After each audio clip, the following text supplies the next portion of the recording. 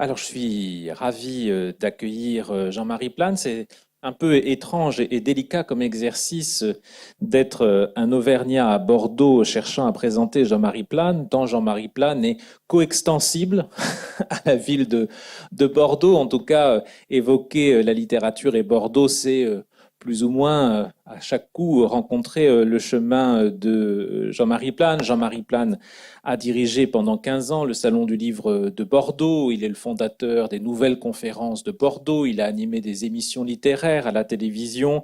Il est membre de l'Académie des sciences, belles-lettres et arts de Bordeaux, dont on a parlé pour Pierre-Luigi Pinelli. C'est peu dire qu'il a consacré sa vie et son œuvre à célébrer les littératures d'Aquitaine, et singulièrement, on va en parler aujourd'hui, les littératures à Bordeaux, dans des ouvrages classiques, dont notamment Une ville bâtie en l'air, que je vous incite, si vous ne l'avez pas déjà dans votre bibliothèque, à lire, bien sûr, mais aussi dans des ouvrages plus personnels, à la prose ciselée, où, à la manière d'un diamantaire, il se sert de ses propres souvenirs, notamment pour évoquer les plages du Sud-Ouest dans Une vie de soleil, ou bien la demeure de vos grands-parents paternels, ou de votre appartement dans Le chemin de Macot, pour citer les ouvrages les plus récents.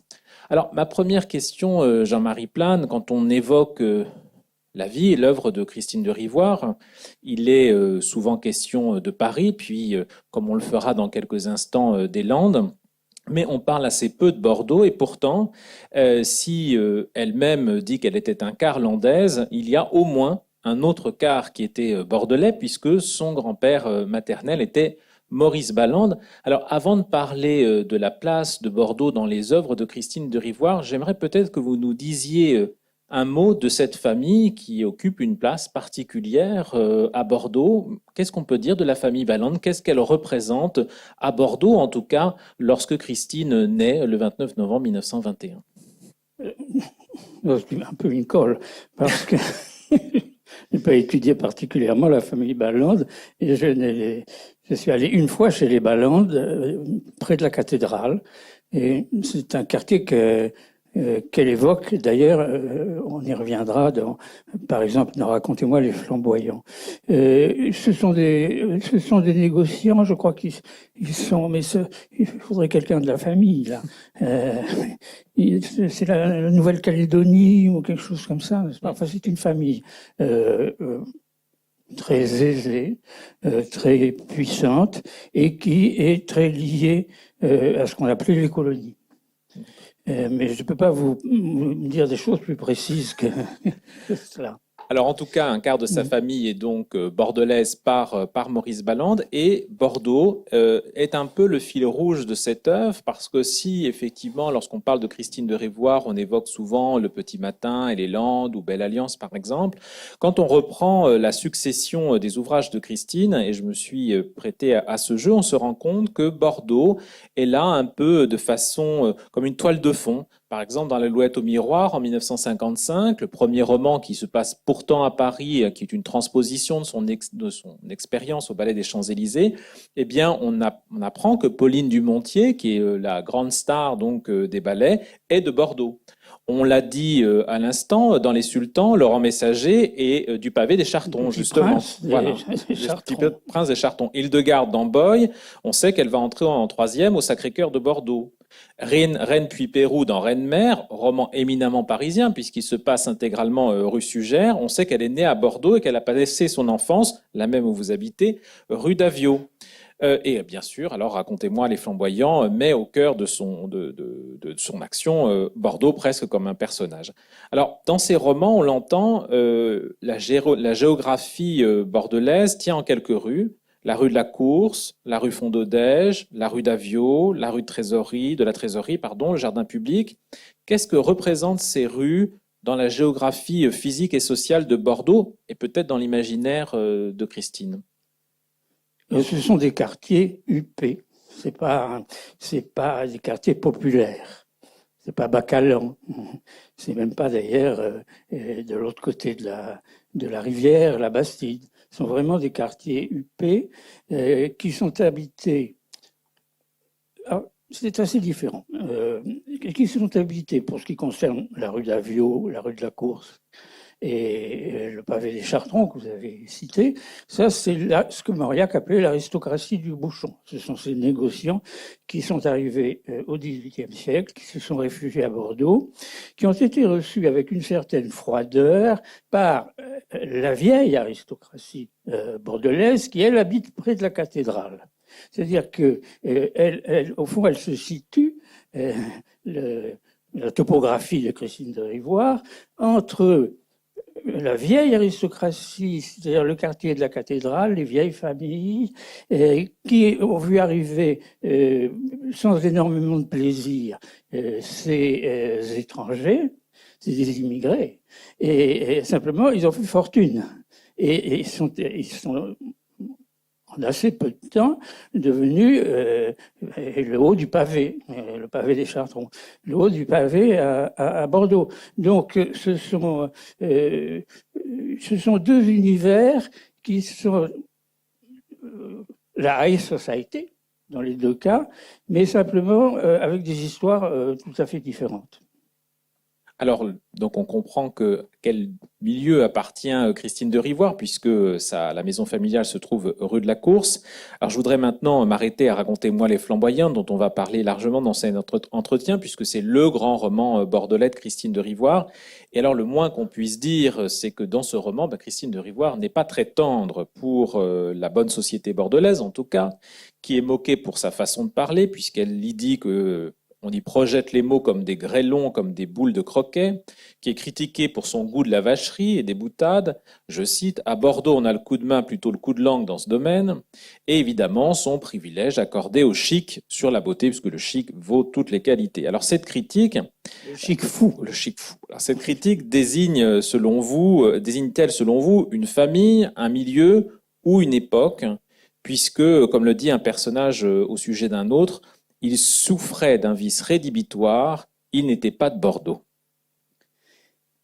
On peut peut-être rapprocher cette sévérité à l'endroit de Bordeaux de celle dont a témoigné François Mauriac. Mais il me semble qu'il y a une différence, c'est que François Mauriac s'en prend précisément à ce milieu des Chartrons et tout particulièrement, bien sûr, dans Préséance. Après, il choisira plutôt des cadres hollandais pour ses romans, ou des cadres parisiens, où il est moins à l'aise, à mon avis. François Mauriac se moque très cruellement de ce milieu des Chartrons, les fils, et qu'il affuble de prénoms anglais avec des noms gascons. Donc, dans le cas de Christine, c'est assez différent parce que j'ai lu une interview qu'elle a accordée au Journal Sud-Ouest au moment justement de Racontez-moi les Flamboyants. Et elle dit, on m'accuse de ne pas aimer Bordeaux. C'est faux, mais il faut savoir que j'ai grandi dans un milieu qui était extrêmement fermé, replié sur lui-même, et où j'ai entendu sur les Juifs et sur l'argent des choses absolument insupportables. Mauriac s'en prendrait, donc elle s'en prend vraiment à sa famille. Et dans Racontez-moi les Flamboyants, il y a des portraits, on va en reparler, des tantes et des oncles qui sont sans aucune indulgence. Il a la langue de vipère, je ne me rappelle plus quelle est la formule, elle est du côté de la romancière. Et donc c'est quand même une énorme différence que d'assimiler sa propre famille à Bordeaux et par conséquent à quelque chose que l'on n'aime pas ou avec qui je crois qu'elle aime la ville, elle pouvait comme tout le monde, c'est une ville triste et belle. Bon, mais bien entendu, elle trouvait que c'était une ville triste, belle en tout cas, pas triste justement. Et sa famille n'était pas du tout triste. Et tandis que Mauriac, c'est un milieu étranger. Mauriac ne dirait pas un mot contre sa famille. La mère avec les enfants sous la lampe, il y a un univers extrêmement protecteur et clos. il me semble que c'est pas du tout le même mouvement intérieur, même si c'est finalement le même genre de critique, c'est-à-dire une critique du milieu bourgeois. Mais enfin, si vous prenez, je crois qu'un jour, vous m'avez demandé qu'est-ce que c'est qu'un écrivain bordelais. Je vous ai répondu, c'est quelqu'un qui dit du mal de Bordeaux. Et bien, si vous prenez, je sais pas moi, Raymond Guérin, Porville, qui est un portrait à peine dissimulé de Bordeaux. Si vous prenez le Bordeaux de Jean Forton, les écrivains disent assez rarement du bien de leur ville. Enfin, Guéret, n'est-ce pas, n'est pas très reconnaissante à Jouandeau. Alors, alors, quelle était votre question déjà? On y a répondu en partie, c'est-à-dire qu'en fait, ce qu'elle critique, c'est effectivement un milieu comme François Mauriac, sauf qu'elle rajoute évidemment une dimension tout à fait particulière, puisque c'est sa propre famille. Voilà. Quelle critique? Alors justement, pour se faire une idée pour nos auditeurs de cette critique, j'ai demandé à Romy de nous lire un extrait du début de Racontez-moi les Flamboyants, où la jeune héroïne narratrice, qui est Christine de Rivoire, disons-le, donc évoque une réception éminemment bordelaise. Au temps de mon enfance, dans les bonnes familles de Bordeaux, il y avait des Mary, des Annie, des Kitty, des Daisy, et dans les bouches bordelaises, sans l'ombre de moelleux, au contraire, projetés comme des grêlons, comme des boules de croquet, ces noms devenaient Méret, Année, Kété, Désé. Il y avait aussi des Jane, des Jenny, Jen, Jenny, quelques Maude, quelques Martha, mais il n'y avait qu'une Edwina. Tu as de la chance, tu es la seule Edwina de Bordeaux, lui disait sa mère. Ici, accordez-moi un soupir, une halte dans mon récit, un roulement de tambour. La mère d'Edwina était belle, mais belle, une beauté, proclamaient les hommes, quelles que fussent leurs occupations et leur âge. Et ils triplaient le B, beauté, plissaient les yeux ou les levaient au ciel, tracassaient de l'index leurs moustaches effilées, stylées John Barrymore. Oui, une beauté, enchérissaient sportivement les douairières de la rue d'Aviot, de la place Péberlan, ou les plus snobs, donc les plus exigeantes, celles du cours Xavier Arnozan, au lieu de ces chartrons sur lesquels Mauriac a tout écrit. Et les jeunes femmes, les jeunes filles à marier de la high society bordelaise, étouffaient vaille que vaille l'envie qui leur grignotait le cœur et leur sapait le moral. Rien. Rien. Elle ne pouvait avoir recours à rien, pas la plus mince vacherie, nulle boutade en forme de flèche. Et Dieu sait si à Bordeaux on a le coup de main, plutôt de langue, dans ce domaine, puisqu'il n'y avait rien à déplorer, à épingler chez la brune Vénus, native de Chalosse, qui avait envoûté, ensorcelé, ferré, et quoi encore, le père d'Edwina, Jacquet. Du Bernet, un grand blond aux yeux globuleux, pas très malin peut-être, mais si fier de sa femme, si ébloui de l'avoir conquise que l'on ne pouvait sans mauvaise foi lui refuser la première place parmi les séducteurs. L'amour, c'est bien connu, donne de l'allure à ceux qui savent s'y plonger corps et âme. De Jackie, on affirmait d'ailleurs dans les bonnes maisons de Bordeaux qu'il avait une allure folle, un chic fou, oui, c'est ça. Un chic fou. Substituons illico ce chic fou à l'allure folle, plus approximative, moins conforme à l'éthique bordelaise de l'époque. J'entends, je vois les deux mots s'envoler comme pris dans une bulle irisée, magique, et je vois les dents carnassières d'où la bulle s'est échappée, les lèvres entr'ouvertes que mouille l'admiration. Chic fou, chic fou, chic fou. Les bulles se multiplient, les mots sacrés s'enflent, courent, deviennent bourdons, mélopées, cantiques. Et maintenant, je vois les officiantes de cette célébration du chic fou. Je les vois si bien que je pourrais les toucher. Ce sont les amis de ma mère, de mes tantes, les amis de ma grand-mère ou ces grandes-tantes que nous appelons aunties. Est-ce assez anglomane, assez niais? Auntie Léontine, Auntie Cora, Auntie Gabrielle. Elles sont là dans le salon gris et blanc de la rue de la Course. Assises sur de raides canapés Louis XVI, une tasse de thé à la main. Les plus convenables, très important, très apprécié dans le vocabulaire bordelais, l'adjectif de convenable, ont gardé leur chapeau, généralement des feutres à calotte ronde, inclinés comme il se doit sur l'un ou l'autre sourcil et cerclés d'un gros grain assorti au corsage ou au tailleur de coupe strict. Strict. Encore un mot fétiche, envoyé comme chic, accompagné parfois d'une volée de postillons. Quelques indépendantes ont préféré des bibis au feutre. Ici, une toque façon cosaque, en taupé l'hiver, en crin au beau jour. Là, un tambourin ennuagé d'une voilette pastel. Les aunties ont copié les chapeaux de la reine Marie d'Angleterre. Sur leurs chignons tressés sont posés de flasques gâteaux de satin, garnis d'une broche en jet ou d'une épingle à tête de diamant. Convenables et indépendantes arborent des colliers de perles. Un rang pour les plus modestes, 2 et 3 chez les fortunés, mais pour toutes, ce fut le cadeau obligatoire dans la corbeille de mariage. Comme les aunties ont donné leurs perles à leurs brus, elles en sont réduites à exhiber des chaînes en or qui ballottent sur leur poitrine gainée de noir et teintes contre le pince-nez ou le face-à-main accroché à un cordon noir également. Allez-y. Donc, c'est d'une férocité extrême, et le coup de plume est absolument prodigieux. Dans ces détestations comme ça, ou ces sévérités, il faut souvent aller voir dans l'enfance ce qui a pu se passer. Il est certain, mais on ne sait pas, mais il est probable, voilà, que Mauriac, à Grand-Lebrun, a été l'objet de moqueries, de vexations, d'humiliations, émanant des représentants de ce milieu-là, des fils. Et peu après, le passage que vous avez lu, elle raconte que rue de la Course, lors comme ça d'une réception, d'une réunion, Auntie Cora l'a fait venir et lui dit: quel âge as-tu? Alors, elle sait très bien l'âge de sa nièce, naturellement. Et Christine répond, je crois, 11 ans, quelque chose comme ça.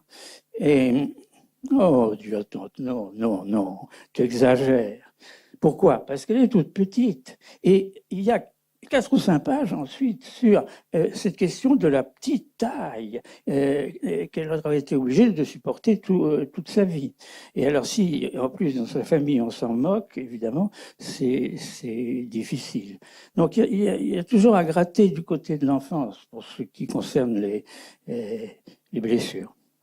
Alors j'aimerais qu'on s'arrête sur ces travers de la bonne société bordelaise et que vous en parliez pour attester ou pas de leur existence. Il y a d'abord ce qu'on a appelé l'accent rectifié. Alors est-ce qu'on peut parler de cet accent rectifié? Est-ce que vous pourriez expliquer? Alors j'imagine qu'il y a surtout des Bordelais ici, mais pour moi qui ne suis pas de Bordeaux, est-ce que vous pouvez nous expliquer ce qu'est l'accent rectifié qu'on a un peu entendu d'ailleurs dans cet extrait? Je veux bien savoir ce que c'est, moi. Parce que oui. Alors, d'abord, il y a... les Bordelais ont un accent. Et Jackie, je crois que c'est Jackie, l'oncle, il a un accent bordelais très, très marqué, ça n'empêche pas qu'il ait beaucoup de succès, qu'on trouve beau, etc. Mais il a un accent bordelais très marqué, qui est une forme d'accent gascon, tout simplement. Et alors, mais c'est pas chic, c'est pas chic fou, l'accent bordelais. Et alors, c'est moi qui appelle. Dans ma jeunesse, avec mes amis, on appelait ça l'accent rectifié. Je ne sais pas si c'est dans les dictionnaires. Eh bien, ça consiste, par exemple, pour ne pas dire la rose, à dire la robe. C'est-à-dire, pour ne pas trop ouvrir les voyelles, à les fermer à l'excès. Ou bien, ça consiste à introduire devant une consonne un E muet, c'est-à-dire arcachon. Alors on dit andernos et arcachon. Et elle se moque. Par exemple, c'est ravissant, dit-elle. Elle s'en moque à plusieurs reprises. Et aussi cette manière de dire beurre d'œuf. Beurre d'œuf.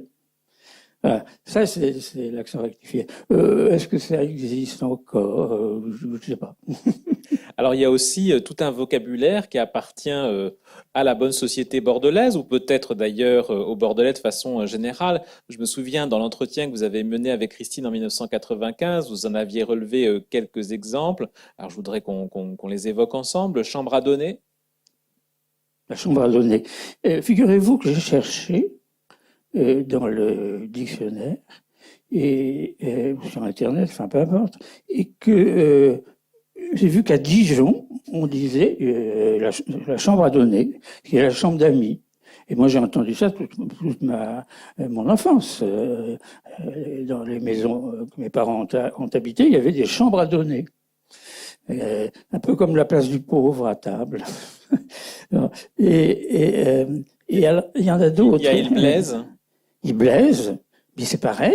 Et je ne crois pas que ce soit spécifique à Bordeaux. Il Blaise, ça veut dire il osote.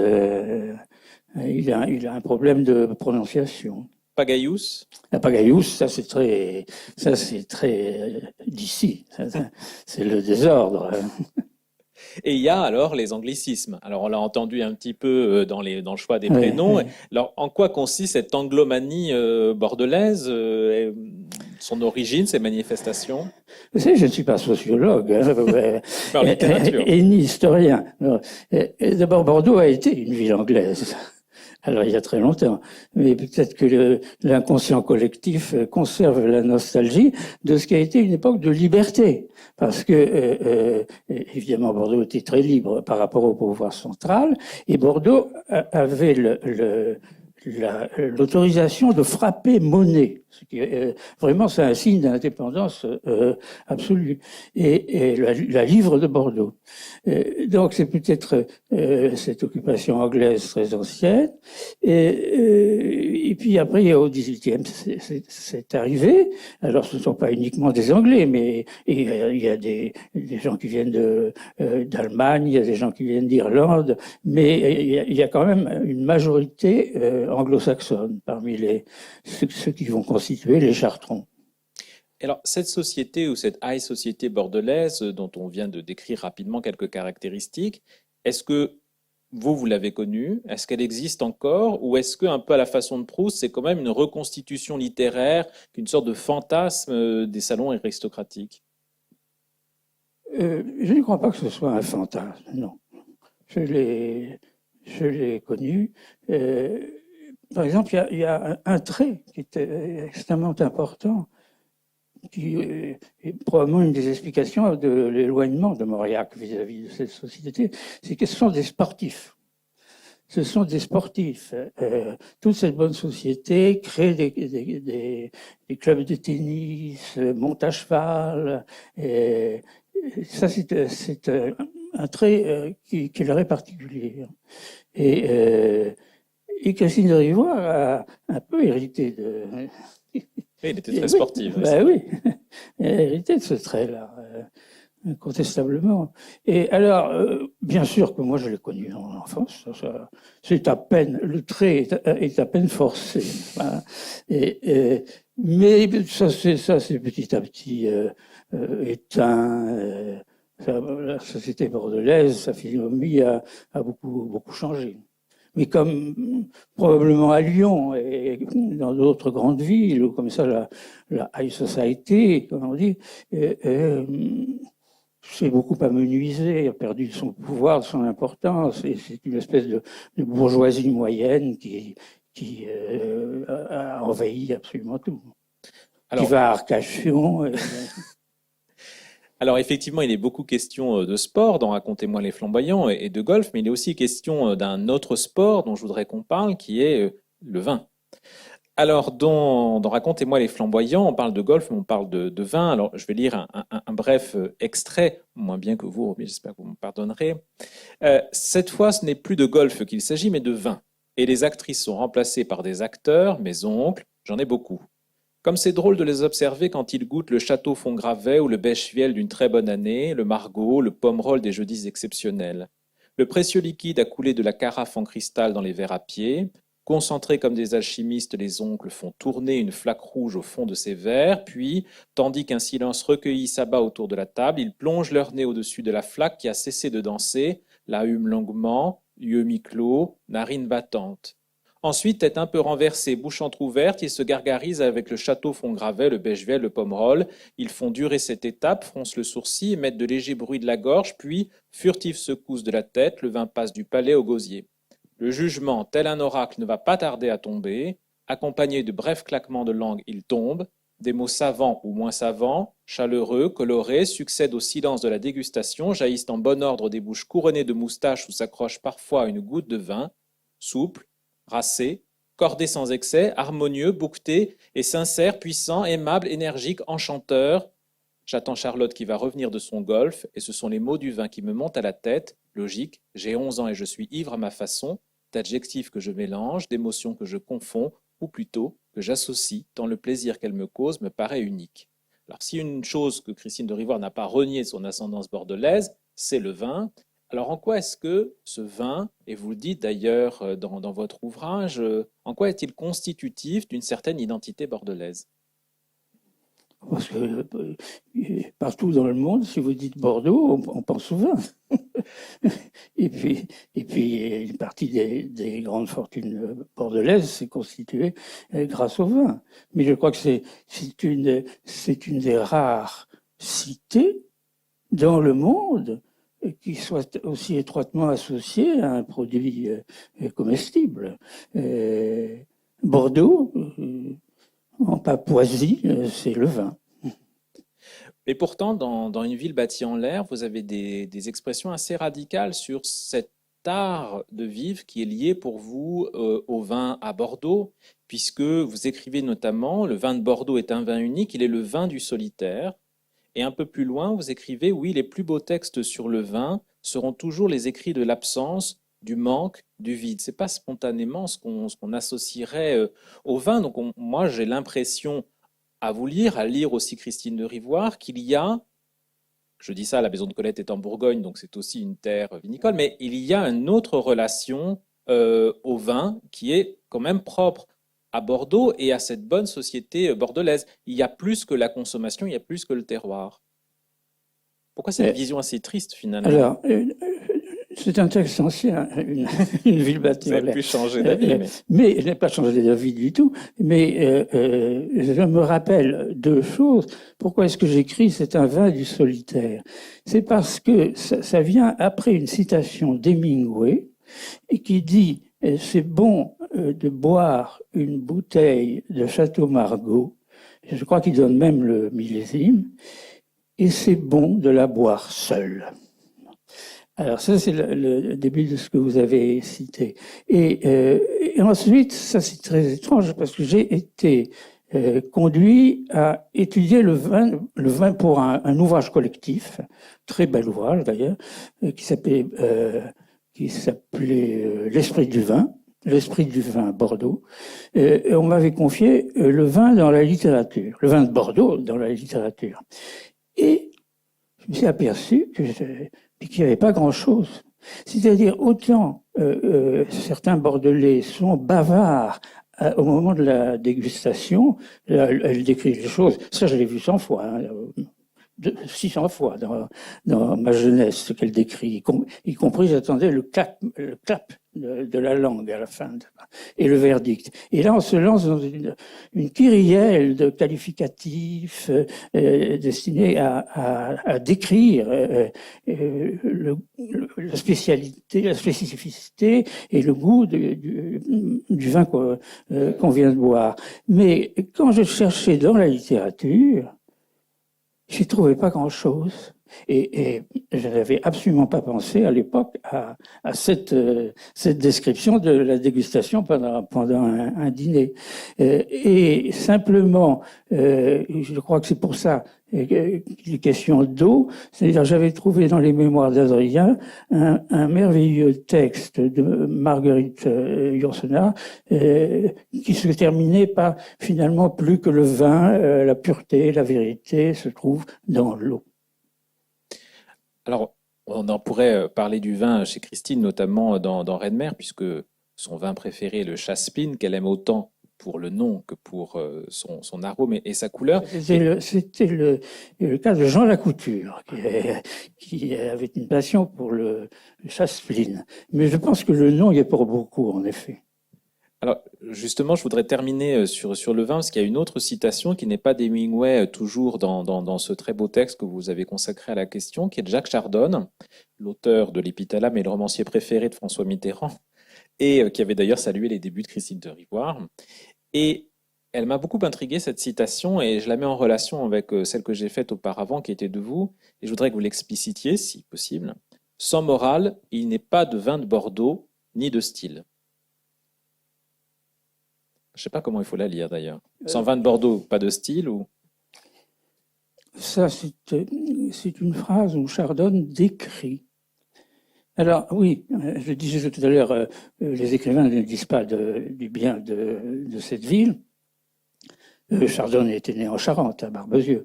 Mais il avait épousé une Bordelaise, une Schiller. Le mariage n'a pas été heureux. Donc il connaissait très bien ce qu'il appelait ses cousins de Bordeaux.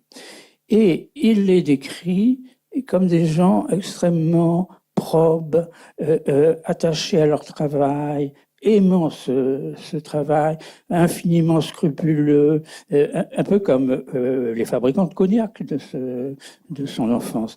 Donc, je crois que vous m'avez demandé...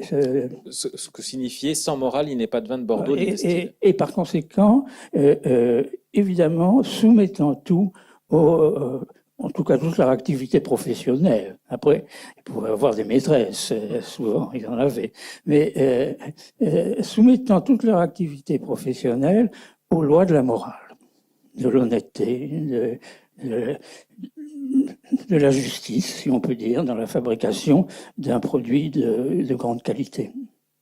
Alors, je vais revenir maintenant à la littérature, si tant est qu'on l'ait quitté avec le vin, c'est pas sûr. Il y a un sujet qui vous tient à cœur et dont j'aimerais qu'on parle, c'est que vous dites souvent que l'histoire bordelaise, littéraire en tout cas, est résumée à ce qu'on appelle les 3 M, donc Mauriac, Montesquieu, Montaigne, et ça vous agace parce que vous dites vous-même, la littérature à Bordeaux ne se résume pas à ces 3 noms, et d'ailleurs même à propos de Mauriac, vous écrivez, il est permis de signaler combien paraît fausse, irritante même, l'assimilation qui s'est opérée dans l'opinion entre Mauriac et Bordeaux, tout serait mauriacien à Bordeaux. Alors, sans remonter à Stendhal, Marceline Desbordes-Valmore, Joseph Joubert, on pourrait évoquer Jean Balde, Jean Quérol ou Jean de la Ville de Miremont, on peut le faire d'ailleurs, mais moi j'aimerais que vous évoquiez pour nous un personnage qui fut un ami de Christine de Rivoire, qui incarne d'une certaine façon certains travers de la high society bordelaise, c'est Philippe Jullian. Oui, oui, elle aimait beaucoup Philippe Jullian. Et alors, moi, je l'ai peu connu. Hein. Je l'ai rencontré, je crois, deux fois. Mais je lisais avec beaucoup de curiosité et d'intérêt ses livres. Et en effet, il y a un dictionnaire du snobisme signé par Philippe Jullian, qui est quand même le petit-fils de Camille Jullian, c'est-à-dire le grand historien bordelais. Grand historien de Bordeaux. Il y a dans le dictionnaire du snobisme une entrée Bordeaux, qu'est-ce que vous voulez, en 15 lignes, il en dit plus et il est plus méchant que Mauriac, par exemple.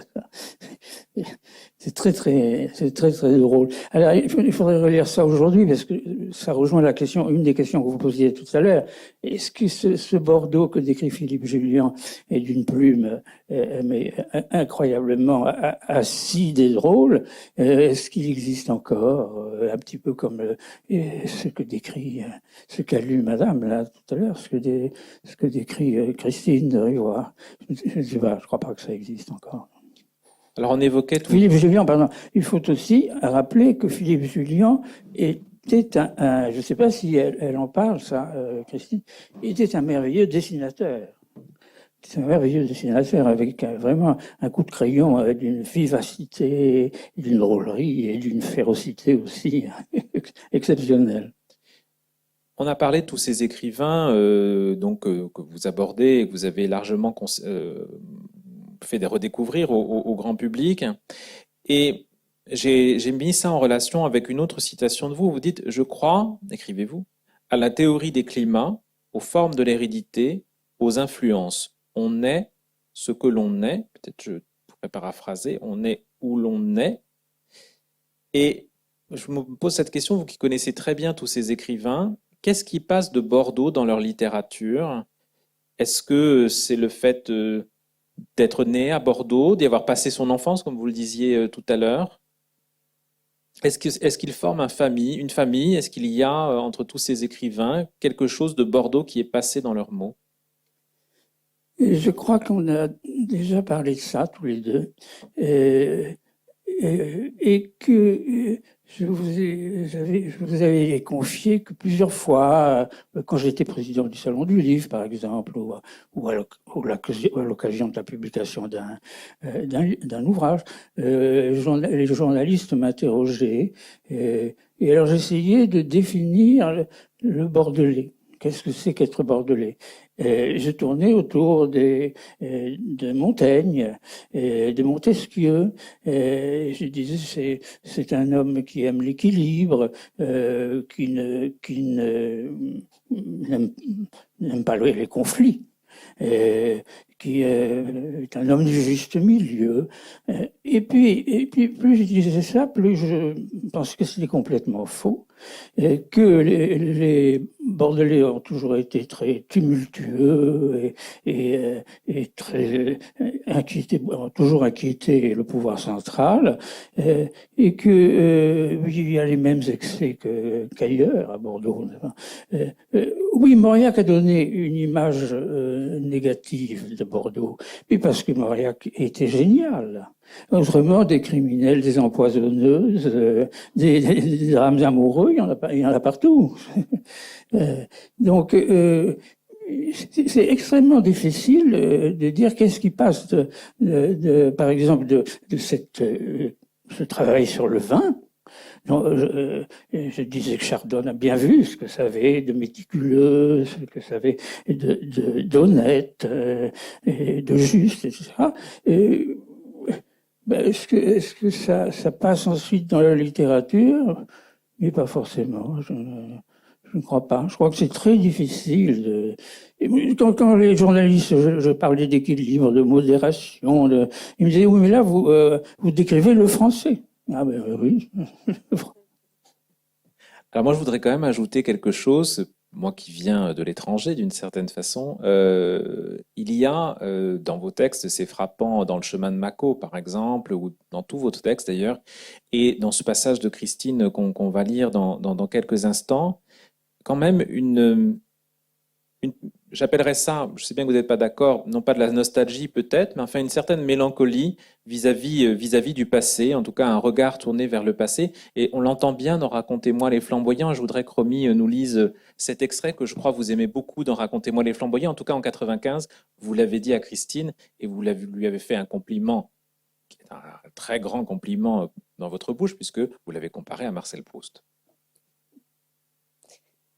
En me prenant pour seule confidente, ma grand-mère s'accordait une trêve. Nous étions dans sa chambre, au parquet en pente. Vêtue d'une chemise de nuit en batiste, chastement boutonnée jusqu'au cou et ornée d'une collerette plissée, elle s'était glissée dans ses draps, et moi, j'avais tiré le prie-dieu de grand-papa Pripourne au chevet de son lit. Bien calée contre le haut dossier, à l'abri de ceux et celles que je fourrais tous dans le même sac, ou plutôt, en raison du décor de la véranda, dans le même bocal, j'avais une fois de plus pris la défense de Charlotte. Dans mon style, sans nuance. Malgré son indulgence sans cesse renaissante, ma grand-mère refusa d'approuver ma plaidoirie. Le raisonnement, à l'emporte-pièce, par lequel je lavais Charlotte de toute faute, ne lui convenait pas. À une autre époque, et en d'autres circonstances, peut-être l'aurait-il fait rire. Elle m'aurait traité d'acrobate de la morale, mais elle aurait ri. Là, elle ne riait pas. Elle s'apprêtait même à me semoncer, et c'est pourquoi, sans lui en laisser l'occasion ni le temps, j'avais précipité ma grave déclaration, pourquoi je la renouvelais, la voix nette, appuyant sur chaque mot. Vous vous arrangez toujours pour que l'on soit heureux. Ma grand-mère ne fit ni oh ni ah, ne me qualifia pas de petite sotte ou de toquée. Elle resta muette, se redressa sur ses oreillers et baissant la tête vers la singulière jeune fille qui venait de lui adresser, avec sa brutalité coutumière, une louange que n'importe qui sauf la loyale complice de la Providence, eût jugée démesurée, elle me parcourut du regard. Je sentis ses yeux m'envelopper, passer autour de mon corps recroquevillé sur le prie-dieu, monter vers mon visage tendu, mon front, mes cheveux, enfin porteur d'une charge d'amour dont je ne crois pas avoir été gratifiée par la suite, au cours des jalons de mon existence, ses yeux s'emparèrent des miens, s'y attardèrent, je les sentis s'approcher de mon âme. Effraction que je soutins sans broncher, sans gêne, qu'il m'arrive de revivre son poids d'amour inchangé aux vilaines petites heures lorsque, roué par l'insomnie, je ne puis que constater la dégringolade des rêves dont je me suis longtemps nourrie, le sabotage désormais irréparable de mes illusions. C'est très curieux, Frédéric, parce que j'ai complètement oublié l'entretien de 95. Et je suis venu avec Racontez-moi les flamboyants, ignorant que cette jeune femme était là aussi, parce que je voulais lire ce passage-là. Je le trouve absolument admirable. Tout à l'heure dans la voiture, nous parlions justement, je vous disais, mais la mère est assez absente de l'œuvre de Christine de Rivoire. Et vous m'avez dit, oui, mais le personnage, par exemple, le personnage de la grand-mère dans Racontez-moi les flamboyants, c'est la grand-mère et c'est aussi la mère en partie. C'est une espèce de combinaison de figures féminines importantes de sa vie. Mais la parenté avec Proust, c'est là, elle est éclatante parce que la grand-mère dans La Recherche du temps perdu, c'est la grand-mère, mais c'est surtout la mère.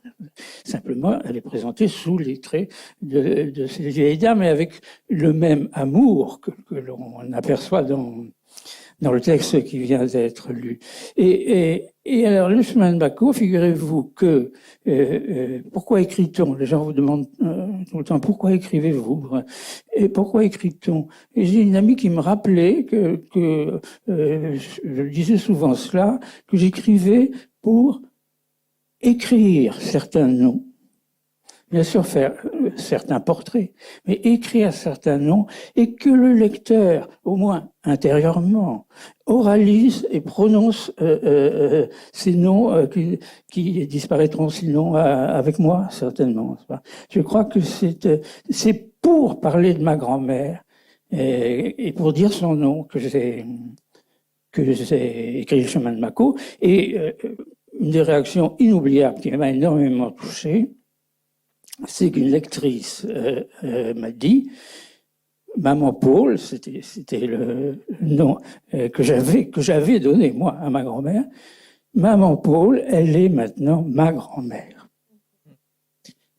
Et je reviens sur ce que je disais un instant, merci de ces mots, c'est que c'est sans doute aussi peut-être une forme de pudeur de votre part, mais le fait que vous soyez arrêté sur ce texte à nouveau quelques années après cet entretien en 95, le fait qu'on l'ait lu, pour moi, ces lignes, elles entrent justement en écho avec votre univers à vous. J'ai repris le texte que vous avez donné pour le premier cahier Christine de Rivoire, où vous évoquez Boy, et vous dites à quel point c'est sans doute dans la production de Christine l'ouvrage qui vous a le plus marqué, et l'explication que vous donnez, elle reprend justement cette nostalgie d'un temps perdu que la littérature aurait en charge de fixer. Alors vous pouvez me dire que ce n'est pas spécifiquement bordelais, mais en tout cas, j'y vois quelque chose. La côte basque est ma seconde patrie, écrivez-vous, celle précisément des vacances, celle des années lointaines, ni insouciante ni malheureuse. Les malheurs viendront assez tôt, impression d'entrant de Christine. Rien qu'une attente inquiète, parcourue de plaisirs immédiats, âge furtif, hors du temps, tout à l'instant. Cette nostalgie qu'on sent quand même dans vos textes, dans ceux de Christine, qu'on sentirait aussi d'ailleurs dans les textes de Stendhal, de Jean de la Ville de Miremont, etc. C'est quand même quelque chose. Il y a les Bordelais ont comme un rêve d'un passé qui les hante. Ils n'ont pas le regard forcément tourné vers l'avenir. Est-ce que c'est faux? Je ne sais pas si j'ai cette impression. Non, il y a des recherches à Bordeaux, il y a des inventeurs, il y a des savants. Euh, Mais en littérature. Est-ce que l'écrivain bordelais, puisque vous vouliez absolument qu'on le définisse, est-ce qu'il est spécialement nostalgique? Mais c'est l'écriture qui ne peut pas être autrement que nostalgique. On ne peut pas faire de la science-fiction, enfin, soyons sérieux. En fait. Ouais, non. Et on écrit avec le passé, et spécialement évidemment avec l'enfance. Et si nostalgie il y a, c'est qu'on regrette l'enfance, peut-être d'ailleurs à tort. Peut-être à tort. Il y a peut-être une espèce de mythe comme ça autour du vert paradis et des amours enfantines. Mais je crois que c'est l'enfance qui suscite la nostalgie. Et c'était plus compliqué ce que vous demandez. Non, c'est cette caractéristique, moi, que je trouvais dans beaucoup d'auteurs dont on a parlé, c'est cette nostalgie d'un temps perdu, effectivement, mais qui Oui. n'est peut-être pas propre à Bordeaux. Je ne crois pas. Et je la trouve moins nette que vous chez Christine de Rivoire, parce qu'il y a une espèce d'adhésion au moment présent. Il y a un goût du bonheur. Quand elle parle de sa famille, elle n'en parle pas simplement comme sur le mode sardonique qu'on a pu éprouver tout à l'heure, reconnaître tout à l'heure. Elle dit aussi que c'est une famille où on aimait la vie. Et que sa grand-mère avait une faculté à table, justement, quand tout le monde est réuni, de déclencher des fous rires qui atteignaient jusqu'aux domestiques. Enfin, et donc, je vois moins de nostalgie chez Christine de Rivoire en effet, chez d'autres écrivains. Oui. Alors, on a essayé par fragments et par touches de définir ce que pouvait être l'écrivain bordelais. Et je voudrais terminer par une question un peu provocatrice, mais que je vous emprunte. Choisit-on d'être bordelais? Bien, pour ma part, je n'ai pas choisi.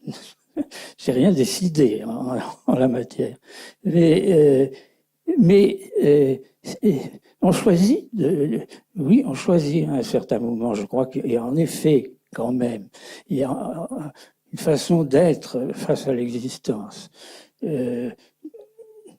qui a une certaine couleur à Bordeaux. Peut-être celle en effet du vin rouge, mais il y a une certaine manière de se comporter. Moi, j'ai absolument pas été en révolte contre ma famille ni mon milieu, et j'ai accepté cet héritage.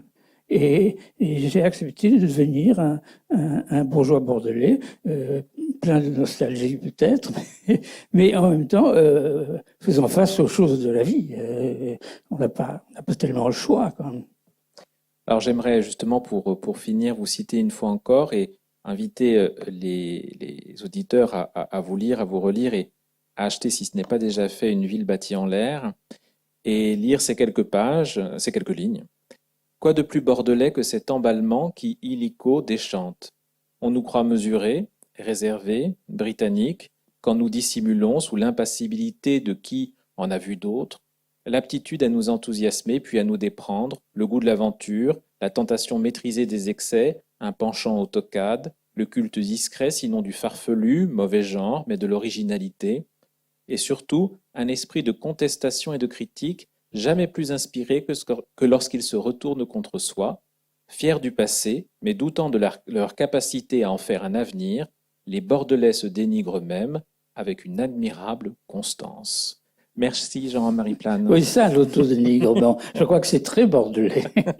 Merci beaucoup. Patrick. Juste peut-être.